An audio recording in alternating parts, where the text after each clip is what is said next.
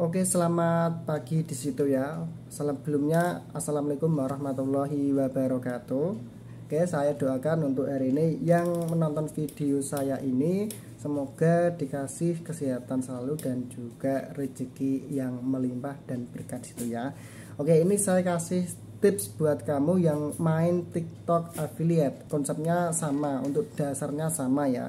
Jadi kamu masih bingung mau membuat konten seperti apa, mau kontennya itu seperti apa, masih bingung ya. Jadi gini caranya. Misalkan contoh saya sendiri, saya kan jualan produk untuk pembersih tandon di situ. Apa sih yang pas konten yang saya produksi, konten yang saya buat itu harus seperti apa? Ya, supaya akun saya itu biar bisa berkembang ya, mudah berkembang, dan juga yang jelas adalah banyak banyak yang CO ya, banyak yang terjualnya untuk produk saya itu. Misalkan contoh, saya jual produk pembersih tandon. Jadi saya buat konten misalkan edukasi tentang tandon, tentang instalasi tandon, tentang tips-tips instalasi air, tentang seputar tandon di situ ya, tentang pembelian tandon atau mungkin kebutuhan air dan sebagainya. Jadi ada keterkaitan dengan produk yang saya jual ya. Misalkan contoh, saya jualan fashion atau mungkin baju anak-anak mungkin ya, anak-anak ini nasnya anak-anak ya, saya mungkin bisa buat konten tentang mungkin edukasi anak-anak, mungkin bermain atau mungkin model atau apa. Jadi yang terpenting ada kaitannya dengan produk yang kita jual. Dan ini ya, kalau kita buat konten itu jangan melulu kita menggunakan keranjang kuning, karena untuk traffic ya, untuk traffic dari keranjang kuning sama yang tidak pakai keranjang kuning itu berbeda ya. Jadi misalkan contoh ya, kita buat konten atau mungkin post konten satu hari itu 5 postingan, 4 itu keranjang kuning, yang satunya itu yang tidak ada keranjang kuning.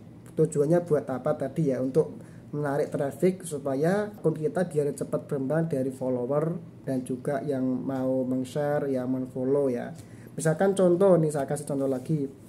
Contoh kita bermain di makanan ya, makanan banyak ya. Misalkan contoh kita makannya snack di situ ya, misalnya snack. Misal kita buat konten mukbang atau mungkin kita wisata kuliner di situ ya. Jadi mungkin memasak bisa juga, atau mungkin ketika kita jualan keripik mungkin kita bisa edukasi tentang keripik, cara pembuatan dan lain sebagainya ya. Tapi resepnya jangan dikasih tahu. Yang terpenting ya, kita buat konten itu masih ada kaitannya dengan produk yang kita jual ya. Sekali lagi, ada kaitannya dengan produk yang kita jual supaya akun kita bisa brandingnya bisa kuat di situ ya. Jadi tidak asal membuat konten di situ, jangan cuma foto di atau mungkin screenshot ya, kurang ini ya, kurang informatif atau kurang menarik kalau hanya sekedar foto. Karena apalagi sekarang TikTok juga rawan pelanggaran. Jadi TikTok itu mengharuskan konten kreator harus menggunakan video originalnya.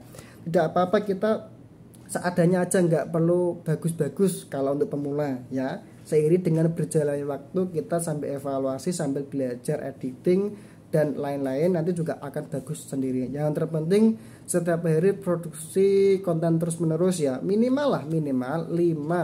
Kalau mau cepet ya 10, 20, 30 satu hari, pasti kok nanti ada yang CO. Saya yakin nggak mungkin.